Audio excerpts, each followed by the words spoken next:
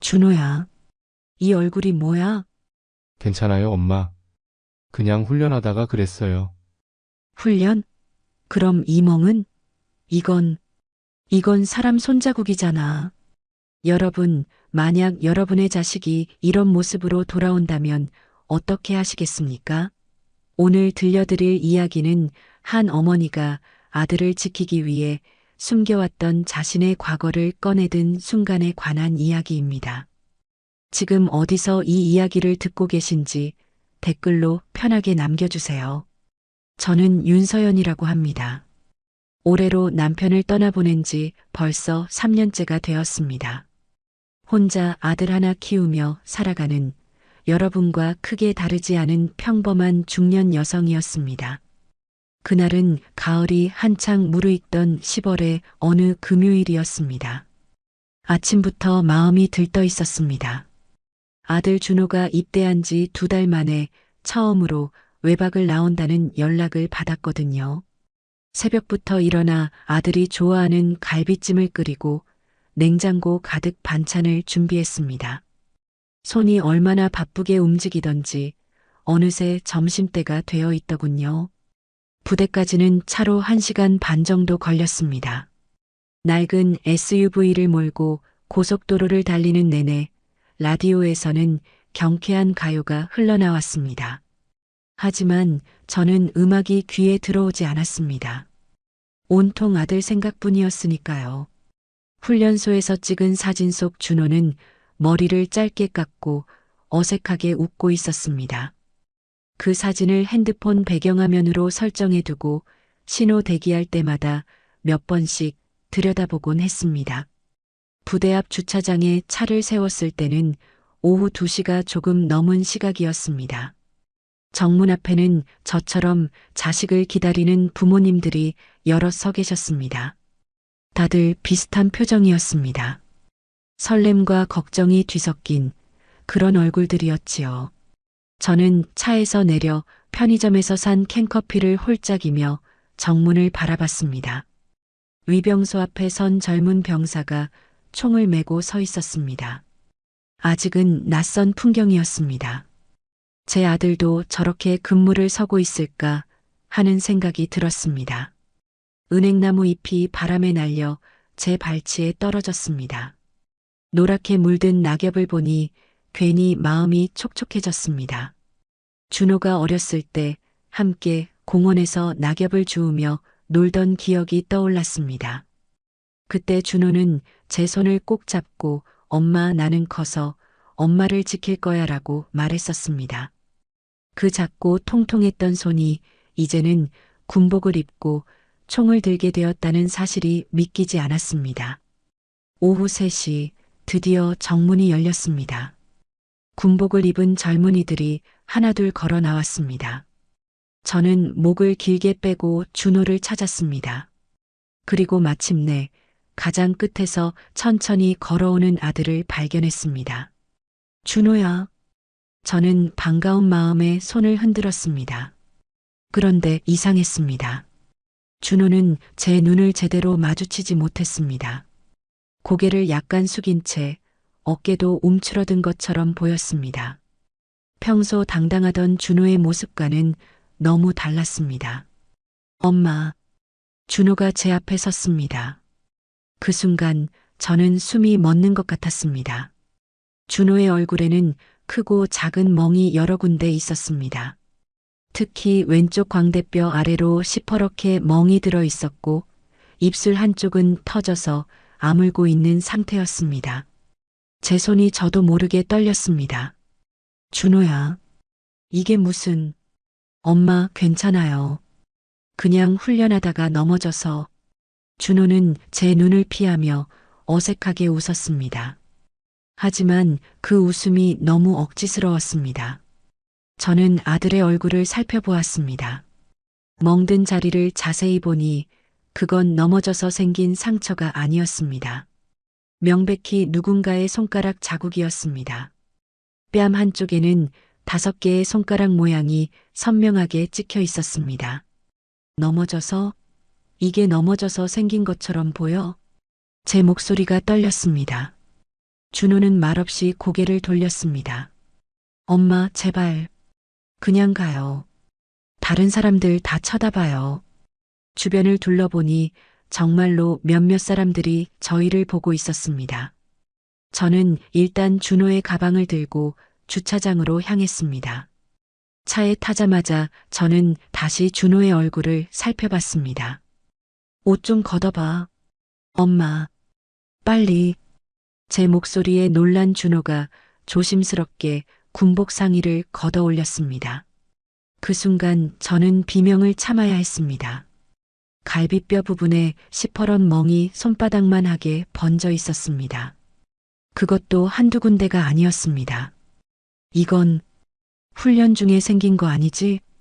준호는 대답하지 않았습니다. 그저 고개를 떨군 채 입술을 깨물고 있었습니다. 저는 아들의 어깨를 잡았습니다. 준호야, 엄마한테 말해봐. 누가 너한테 이런 짓을 한 거야? 엄마, 제발이요. 말하면 더 심해져요. 엄마가 나서면 저만 더 힘들어진다고요. 준호의 목소리에는 절망이 묻어 있었습니다. 그제야 저는 깨달았습니다. 이건 단순한 사고가 아니라는 것을.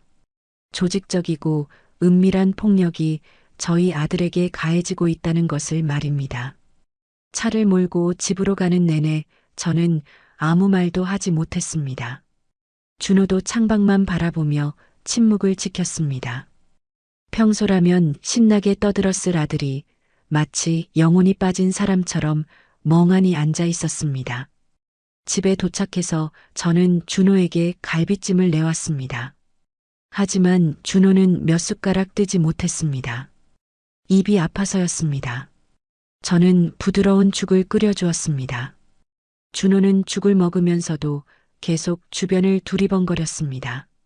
마치 누군가 지켜보는 것처럼 불안해하는 모습이었습니다. 준호야, 씻고 좀 쉬어.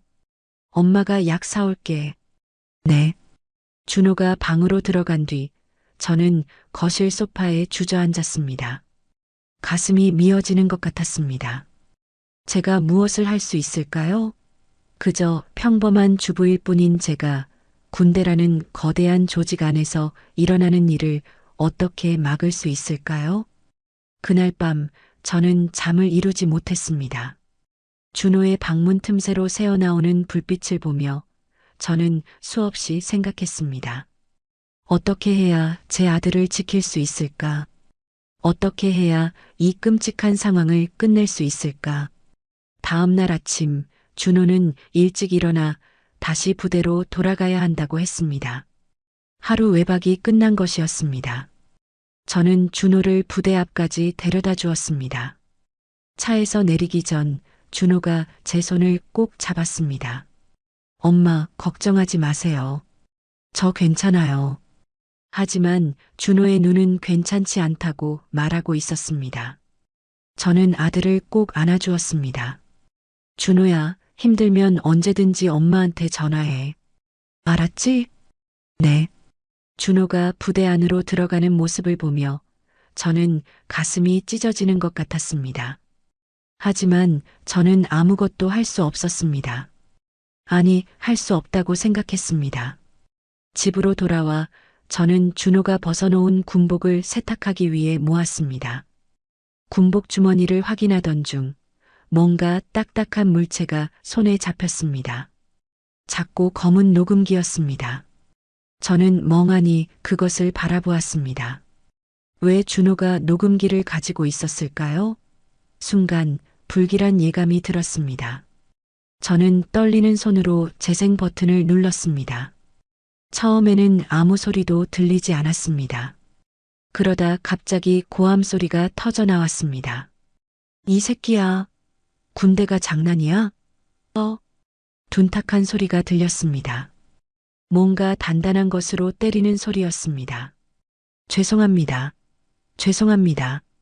준호의 목소리였습니다. 제 아들이 울먹이며 사과하는 소리였습니다. 죄송하긴 뭐가 죄송해. 너 같은 새끼는 뼛속까지 군기가 박혀야 돼. 다시 둔탁한 소리. 그리고 준호가 신음하는 소리. 입 닫혀. 소리 내면 더 맞는다. 또다시 때리는 소리. 발로 차는 소리. 그리고 여러 명이 웃는 소리. 그들은 제 아들을 집단으로 폭행하면서 웃고 있었습니다.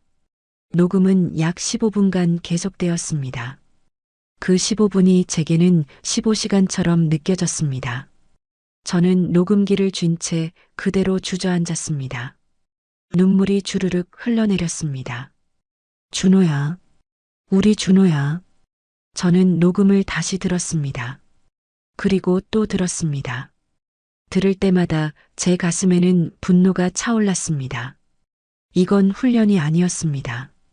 이건 명백한 폭력이었습니다. 범죄였습니다. 저는 핸드폰을 집어들었습니다. 경찰에 신고해야 할까요? 국방부에 제보해야 할까요? 하지만 준호의 말이 떠올랐습니다. 말하면 더 심해져요. 맞습니다. 제가 함부로 나섰다가는 준호가 더 큰 보복을 당할 수도 있었습니다. 군대라는 조직은 폐쇄적이고 내부 고발자를 용납하지 않는 곳이었습니다. 저는 거실을 왔다 갔다 하며 생각했습니다. 어떻게 해야 할까? 어떻게 하면 준호를 지킬 수 있을까? 그러다 문득 오래된 기억 하나가 떠올랐습니다. 바로 제 자신에 대한 기억이었습니다. 저는 천천히 안방으로 걸어갔습니다. 옷장 깊숙한 곳, 먼지가 쌓인 나무 상자를 꺼냈습니다. 오래전에 봉인해 두었던 상자였습니다. 그 안에는 하얀 천으로 덮인 무언가가 들어 있었습니다. 천을 걷어내자 다림질이 완벽하게 된 군복이 나타났습니다. 검은색 정복이었습니다. 그리고 어깨 부분에는 4개의 별이 빛나고 있었습니다. 사성 장군의 정복이었습니다. 여러분은 놀라셨을 겁니다. 평범한 주부처럼 보였던 제가 사실은 대한민국 육군의 사성 장군이었다는 사실을 말입니다. 제 본명은 윤서연입니다. 하지만 군에서는 모두 저를 철의 여제라고 불렀습니다. 저는 30년간 군 생활을 했습니다. 육군사관학교를 수석으로 졸업하고 최연소 영관급 장교가 되었습니다. 그리고 48세의 나이에 사성 장군이 되어 합참작전 본부장을 역임했습니다. 여성으로서는 최초였습니다. 그 과정이 쉽지 않았습니다. 수많은 편견과 싸워야 했고 남성들보다 몇 배는 더 뛰어나야 인정받을 수 있었습니다. 하지만 저는 해냈습니다. 실력으로, 오직 실력만으로 그 자리까지 올라갔습니다. 그런 제가 왜 군을 떠났을까요? 3년 전 제 남편이 교통사고로 세상을 떠났습니다. 갑작스러운 일이었습니다. 그때 준호는 고등학교 2학년이었습니다. 사춘기 한가운데에 있던 아이가 아버지를 잃었습니다. 저는 선택해야 했습니다. 군인으로서의 삶을 계속할 것인가 아니면 어머니로서 아들 곁에 있을 것인가. 저는 어머니를 선택했습니다. 전역을 신청했고 모든 군 관련 활동을 정리했습니다. 그리고 준호만을 바라보며 살았습니다. 준호가 대학에 합격하고 행복하게 지내는 모습을 보는 것이 제 유일한 기쁨이었습니다. 하지만 준호는 대학을 1년 다니고 자진해서 군 입대를 했습니다. 엄마, 저도 엄마처럼 나라를 지키고 싶어요. 준호의 그 말에 저는 반대할 수 없었습니다. 제가 평생 군인으로 살아왔는데 어떻게 아들의 선택을 막을 수 있었겠습니까? 하지만 지금 저는 후회하고 있었습니다. 제가 군대를 너무 믿었습니다. 제가 알던 군대, 제가 만들려고 했던 군대는 이런 곳이 아니었습니다. 저는 정복을 꺼내 들었습니다. 먼지를 털어내고 다시 한번 살펴보았습니다. 30년의 세월이 담긴 이 옷을, 그리고 거울 앞에 섰습니다. 평범한 주부의 얼굴이 거울에 비쳤습니다. 하지만 제 눈빛은 변하고 있었습니다. 어머니의 눈빛에서 장군의 눈빛으로. 저는 핸드폰을 들었습니다. 그리고 오래된 연락처 하나를 찾았습니다. 이성민 준장. 제가 합참작전 본부장으로 있을 때 작전 참모였던 사람입니다. 저녁 후에도 가끔 연락을 주고받던 사이였습니다. 전화를 걸었습니다. 몇 번의 신호음 끝에 익숙한 목소리가 들렸습니다. 여보세요? 이준장 나야. 윤서연이야. 대장님? 오랜만이십니다. 무슨 일이십니까? 저는 잠시 침묵했습니다. 그리고 조용히 하지만 단호하게 말했습니다. 27사단 1중대 박준호 이병. 그 부대에 대해 알아봐 줄 수 있어? 박준호. 혹시 대장님 아드님이십니까? 응. 그리고 이성민. 이건 개인적인 부탁이 아니야. 공식 조사가 필요한 사안이야. 전화 너머로 이성민의 숨소리가 들렸습니다. 대장님, 그쪽 중대장이 누군지 아십니까? 누군데? 국방부 차관의 사위입니다. 건드리면 다칩니다. 저는 쓴웃음을 지었습니다. 이준장, 나 윤서연이야. 철의 여제 윤서연. 내가 언제 다칠까봐 물러선 적 있어? 24시간 안에 그 부대에 대한 모든 정보를 내 이메일로 보내줘. 비공식 루트로. 알겠습니다, 대장님. 전화를 끊고 저는 다시 정복을 바라보았습니다. 그리고 중얼거렸습니다. 이제 엄마가 아니라 장군으로 돌아갈 시간이야. 이튿날 새벽 제 이메일에 두꺼운 파일이 도착했습니다. 이성민이 보낸 자료였습니다. 저는 커피를 한 잔 내려놓고 천천히 파일을 열었습니다. 27사단 1중대의 내부 문제는 생각보다 심각했습니다. 최근 6개월간만 해도 병사 5명이 의무대에서 치료를 받았습니다. 늑골 골절, 타박상, 열상. 모두 훈련 중 부상으로 처리되어 있었습니다. 하지만 의무병의 소견서를 보니 달랐습니다. 누군가 연필로 작게 메모를 남겨놨더군요. 타격 흔적 의심, 다발성, 멍, 구타 추정. 용기 있는 의무병이었습니다. 저는 더 깊이 파고들었습니다. 폐쇄회로 텔레비전 기록도 확보했습니다. 물론 공식적인 방법은 아니었습니다. 하지만 군에 30년간 있으면서 쌓아둔 인맥이 있었습니다. 정보사령부에 있던 옛 부하에게 연락했고 그는 흔쾌히 도와주었습니다. 대장님, 이건 정말 심각합니다. 박진성 원사는 군 정보 분야에서 25년을 일한 베테랑이었습니다. 전역 후에는 민간 보안업체에서 일하고 있었지만 제 연락을 받고 바로 달려왔습니다. 저희는 제 집 서재에서 자료를 펼쳐놓고 분석했습니다. 박 원사가 복원한 폐쇄회로 텔레비전 영상은 충격적이었습니다. 생활관 복도, 밤 11시경, 한 선임병이 후임병을 복도 구석으로 끌고 가는 모습이 보였습니다. 그리고 발로 차고 주먹으로 때리는 장면이 선명하게 찍혀 있었습니다. 카메라 사각지대를 이용한 것이었지만 완벽한 사각지대는 아니었습니다. 이 영상, 원본은 어디 있어? 부대 서버에서 삭제되었습니다. 하지만 제가 백업 서버에서 복구했습니다. 의무 기록은? 이것도 일부 조작된 흔적이 있습니다. 원본 기록과 대조해 보니 진단명이 바뀌었더군요. 폭행에 의한 타박상이 훈련 중 실족으로 수정되어 있습니다. 저는 이를 악물었습니다. 이건 단순한 병역 문제가 아니었습니다. 조직적인 은폐였습니다. 중대장은 김태준 대위입니다. 사관학교 55기, 국방부 김철수 차관의 사위입니다. 그가 직접 가담했어? 직접 구타하지는 않은 것으로 보입니다. 하지만 묵인하고 은폐했습니다. 병사들의 진술서를 보면 김 대위가 이게 군대다, 적응 못하면 나가라고 말했다는 증언이 여럿 있습니다. 저는 자료를 넘기며 하나하나 확인했습니다. 준호 외에도 피해를 본 병사들이 많았습니다. 그들은 모두 말하지 못했습니다. 두려워서, 보복이 무서워서. 박원사, 이 자료들 법적 효력 있어? 대장님이 직접 나서신다면 충분합니다. 하지만 국방부 차관이 움직일 겁니다. 대장님도 이미 전역하신 몸이고 공식 직함이 없으시잖습니까? 저는 고개를 저었습니다.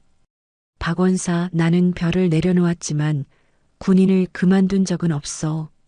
그리고 이건 군인으로서의 문제가 아니야. 어머니로서의 문제야. 그럼 어떻게 하시겠습니까? 저는 창밖을 바라보았습니다. 해가 지고 있었습니다. 붉은 노을이 하늘을 물들이고 있었습니다. 내일 새벽에 부대로 간다. 직접 대장님을 아는 사람들이 많지 않습니까? 신분이 노출되면 노출될 거야. 아니, 노출시킬 거야. 저는 일어나 다시 정복이 걸린 옷장으로 갔습니다. 27사단장이 누구야? 강민수 소장입니다. 대장님보다 5기수 아래죠. 전화번호 알아? 물론입니다. 저는 핸드폰을 들었습니다. 그리고 강민수 소장에게 직접 전화를 걸었습니다. 여보세요? 강 소장, 나 윤서연이야. 네, 대장님? 어떻게? 내일 새벽 오전 5시에 그쪽 부대 정문 앞에 있을 거야. 1중대 전 병력 비상소집 시켜놓고. 무슨 말씀이신지. 질문하지 마. 명령이야. 아, 그리고 강 소장. 예, 대장님. 국방부에는 보고하지 마. 이건 내가 직접 처리할 일이야. 전화를 끊고 저는 정복을 꺼냈습니다. 3년 만에 다시 입는 군복이었습니다. 거울 앞에 서서 단추를 하나하나 채웠습니다. 그리고 마지막으로 계급장을 달았습니다. 4개의 별이 어깨 위에서 빛났습니다. 거울 속의 제 모습은 더 이상 평범한 주부가 아니었습니다. 합참작전 본부장 육군 대장 윤서연이었습니다. 준호야, 엄마가 반드시 너를 지켜줄게. 새벽 4시 반, 저는 차를 몰고 27사단으로 향했습니다. 정복을 입고 운전하는 것이 얼마만인지 모르겠더군요. 핸들을 잡은 손이 약간 떨렸지만 마음만은 단단했습니다. 부대 정문에 도착한 것은 정확히 오전 5시였습니다. 아직 해가 뜨기 전 어둠이 가시지 않은 시각이었습니다. 저는 차에서 내려 천천히 정문으로 걸어갔습니다. 위병소에 있던 젊은 병사가 저를 보고 황급히 나왔습니다. 아, 아줌마. 여기는 민간인 출입 금지 구역입니다. 저는 멈춰서서 그 병사를 바라보았습니다. 그리고 조용히 말했습니다. 병사, 나를 다시 봐. 병사가 어리둥절한 표정으로 저를 쳐다보았습니다. 그의 시선이 제 어깨로 향했습니다. 그리고 순간 그의 얼굴이 창백해졌습니다. 네, 대장님. 병사는 황급히 차렷 자세를 취하고 경례를 올렸습니다. 저는 경례를 받고 물었습니다. 소집 완료됐어? 예. 1중대 전 병력 운동장에 집결 완료했습니다. 강 소장은? 대기 중이십니다. 좋아. 길 안내해. 저는 부대 안으로 걸어 들어갔습니다. 병사가 앞장서서 길을 안내했습니다. 이른 새벽이었지만 부대는 이미 긴장감으로 가득했습니다. 복도를 지나가는 동안 몇몇 장교들이 저를 보고 얼어붙었습니다. 저분이 윤서연 대장님? 전설의 철의 여제? 뭐 때문에 오신 거야? 속삭이는 소리가 들렸지만 저는 신경 쓰지 않았습니다. 운동장으로 향했습니다. 운동장에는 1중대 병사 112명이 도열해 있었습니다. 그리고 앞쪽에는 중대장 김태준 대위를 비롯한 간부들이 서 있었습니다. 강민수 소장도 긴장한 표정으로 서 있었습니다. 제가 나타나자 강 소장이 큰 소리로 외쳤습니다. 전 병력 차렷, 경례. 일제히 경례가 올라왔습니다. 저는 천천히 병사들 앞으로 걸어갔습니다. 그리고 맨 앞줄을 훑어보았습니다. 그곳에 준호가 있었습니다. 준호는 저를 보고 눈이 커졌습니다. 믿을 수 없다는 표정이었습니다. 저는 준호에게 작게 고개를 끄덕였습니다. 괜찮아라고 말하듯이 저는 단상 위로 올라갔습니다. 그리고 마이크를 잡았습니다. 전전 합참작전 본부장 육군 대장 윤서연이다. 제 목소리가 운동장 전체에 울려 퍼졌습니다. 오늘 내가 이 부대를 방문한 이유는 단 하나다. 이 부대 내에서 자행되고 있는 불법 폭력 행위를 즉각 중단시키고 가해자들을 처벌하기 위해서다. 병사들이 술렁거렸습니다. 간부들의 얼굴이 하얗게 질렸습니다. 박진성 원사. 예. 박 원사가 대형 스크린을 설치한 트럭을 끌고 들어왔습니다. 그리고 화면이 켜졌습니다. 복원된 폐쇄회로 텔레비전 영상이 재생되었습니다. 선임병이 후임병을 구타하는 장면. 복도에서, 화장실에서, 생활관 구석에서 여러 장면이 차례로 나왔습니다. 병사들은 숨을 죽이고 화면을 바라보았습니다. 간부들은 고개를 숙였습니다. 이것이 여러분이 말하는 훈련인가? 이것이 군기인가? 저는 화면을 가리키며 말했습니다. 아니다. 이건 폭력이다. 범죄다. 그리고 이 조직에서 절대 용납될 수 없는 행위다. 저는 김태준 대위를 바라보았습니다. 김태준 대위, 앞으로 나와. 김 대위가 떨리는 걸음으로 앞으로 나왔습니다. 중대장으로서 부하들의 이런 행위를 알고 있었나? 그것이? 예, 아니오로 대답해. 예. 알고도 방치했나? 예. 왜? 김 대위는 대답하지 못했습니다. 저는 차갑게 말했습니다. 대답 안 해도 알아. 귀찮아서, 그리고 원래 군대가 이런 곳이니까라고 생각했겠지. 틀렸나? 죄송합니다. 죄송하다고? 병사 한 명 한 명이 누군가의 아들이고, 누군가의 형제고, 누군가에게는 세상 전부인 사람이야. 그들을 지키는 게 지휘관의 의무야. 자네는 그 의무를 저버렸어. 저는 강 소장을 바라보았습니다. 강 소장, 즉각 김태준 대위를 보직 해임하고 군검찰에 송치하라. 그리고 폐쇄회로 텔레비전에 나온 가해 병사들도 전원 헌병대에 인계해.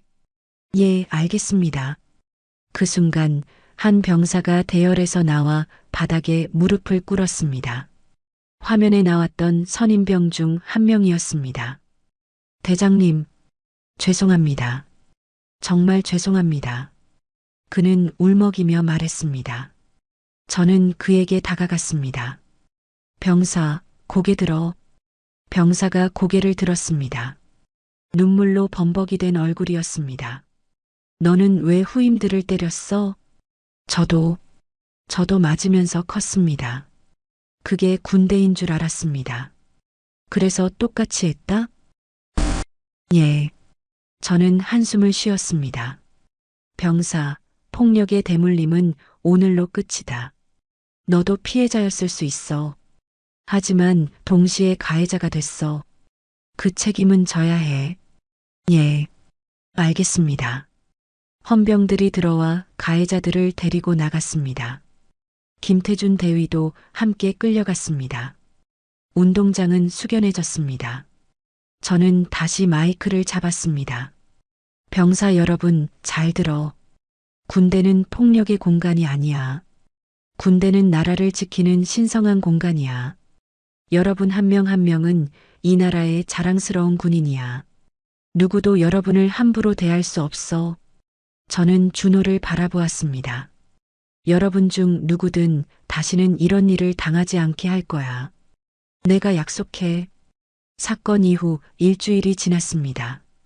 제 부대 방문 소식은 전군에 퍼졌고 곧 언론에도 알려졌습니다. 전 합참작전 본부장, 아들 구타 사건 직접 수사, 철의 여제 윤서연 3년 만에 복귀. 한 어머니의 분노가 군대를 바꾸다. 기사 제목들이 포털 사이트 메인을 장식했습니다. 국민들의 반응은 뜨거웠습니다. 댓글창에는 응원의 메시지가 쏟아졌습니다. 제 아들도 군대에서 고생했는데 이런 분이 계셔서 감사합니다.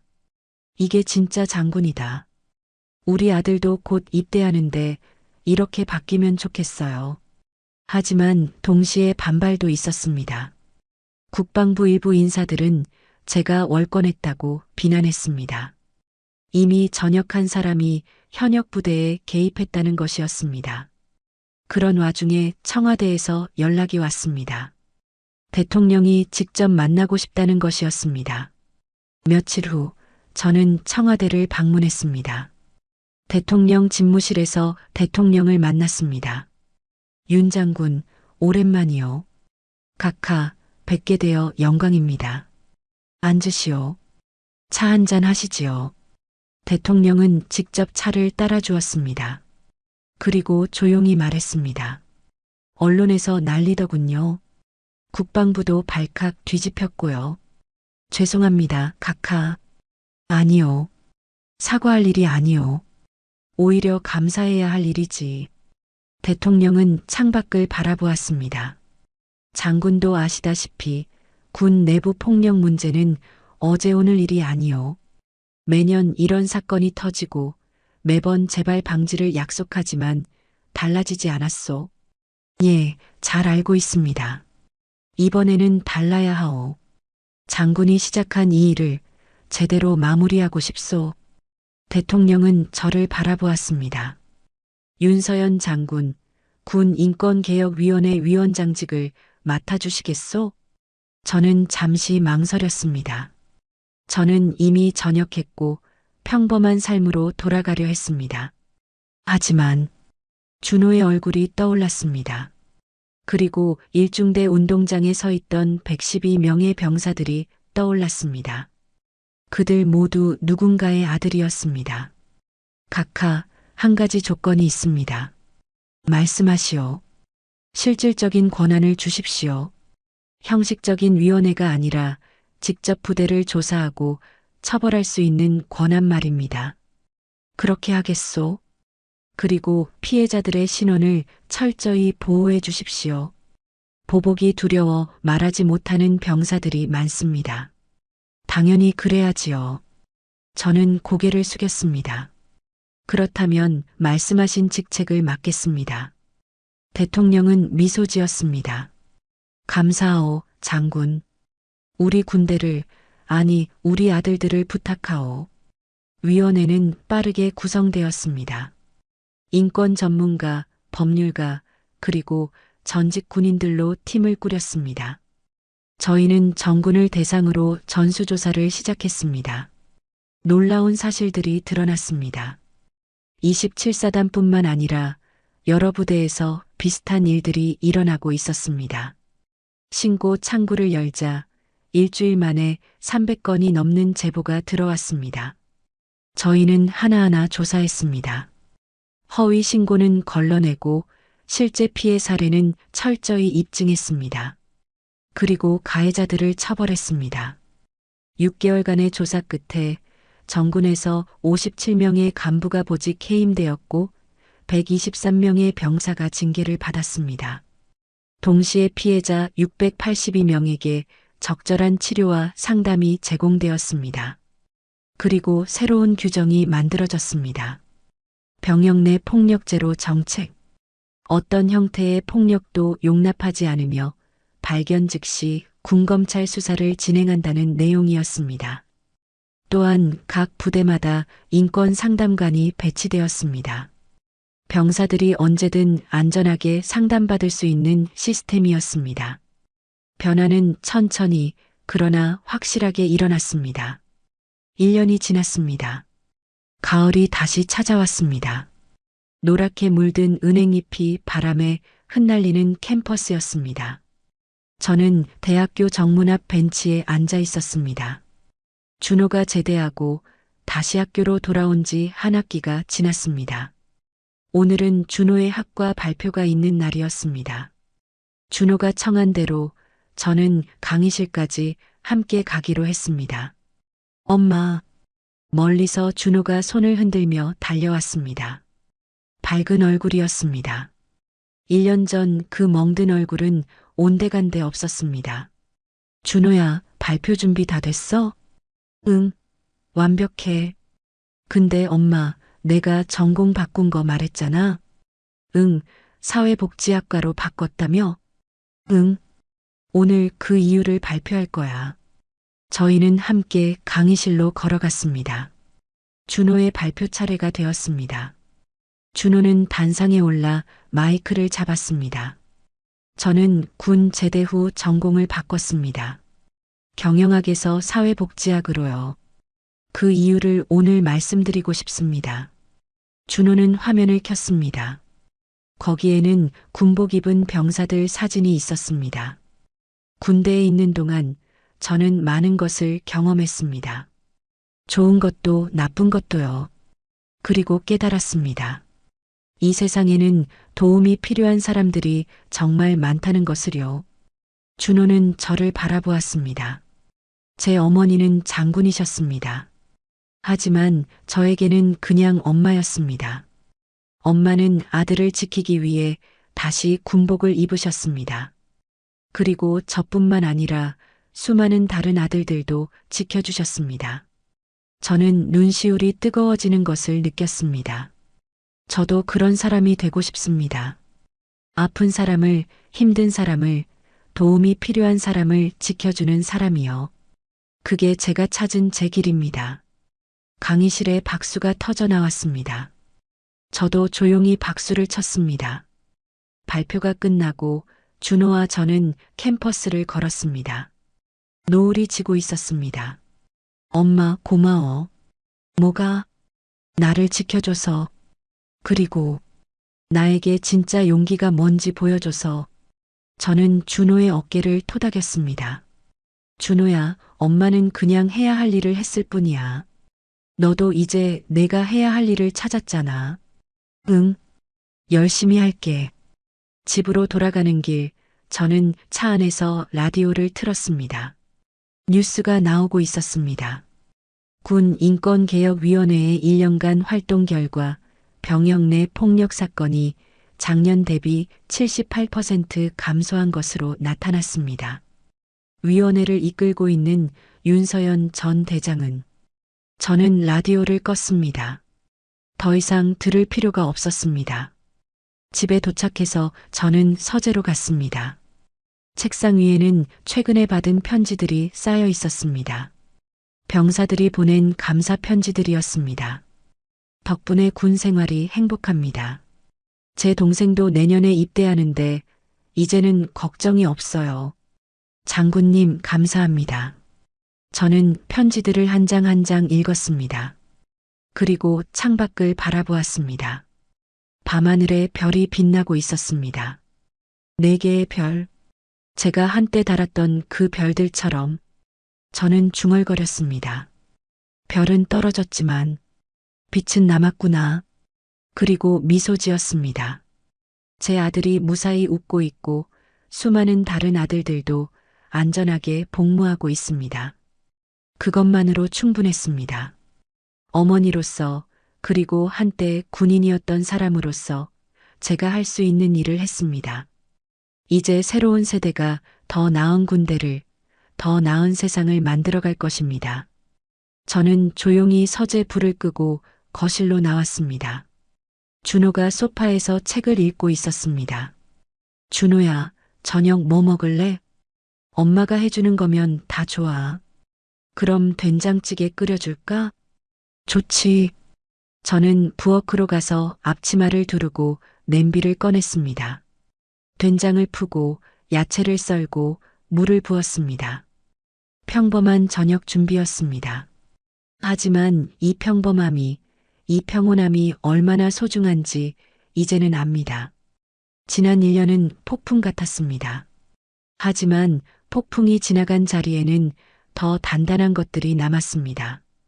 희망이, 변화가, 그리고 새로운 시작이. 찌개가 보글보글 끓기 시작했습니다. 구수한 냄새가 집 안가득 퍼졌습니다. 준호야, 밥 먹자. 네, 엄마. 식탁에 마주 앉아 밥을 먹는 동안 저는 행복했습니다. 이것이 제가 지키고 싶었던 것입니다. 이 작은 일상, 이 소박한 행복, 그리고 이제 수많은 가정에서 이런 행복을 지킬 수 있게 되었습니다. 식사를 마치고 저는 베란다로 나갔습니다. 밤 공기가 시원했습니다. 하늘을 올려다보니 별들이 총총히 빛나고 있었습니다. 저는 속으로 말했습니다. 여보, 보고 있어요? 우리 준호 잘 자랐죠? 이제는 제가 없어도 잘 해낼 거예요. 그리고 이 나라의 아들들도 이제는 안전하게 군 복무를 마칠 수 있을 거예요. 바람이 불어왔습니다. 마치 남편이 대답하는 것처럼 저는 미소 지으며 다시 집 안으로 들어갔습니다. 내일도 해야 할 일이 많습니다. 개혁은 아직 끝나지 않았으니까요. 하지만 오늘 밤만큼은 저는 그저 한 어머니로 돌아가고 싶었습니다. 아들과 함께 텔레비전을 보고 웃고 이야기를 나누는 평범한 어머니로, 그리고 그것이 제가 진정으로 원했던 것이었습니다. 여러분, 긴 이야기 들어주셔서 감사합니다. 오늘 이야기가 마음에 와닿으셨다면 좋아요와 구독 부탁드립니다. 그리고 댓글로 여러분의 생각을 나눠주세요. 혹시 비슷한 경험이 있으신가요? 아니면 주변에 이런 이야기를 들으신 적이 있으신가요? 다음에도 좋은 이야기로 찾아뵙겠습니다. 감사합니다.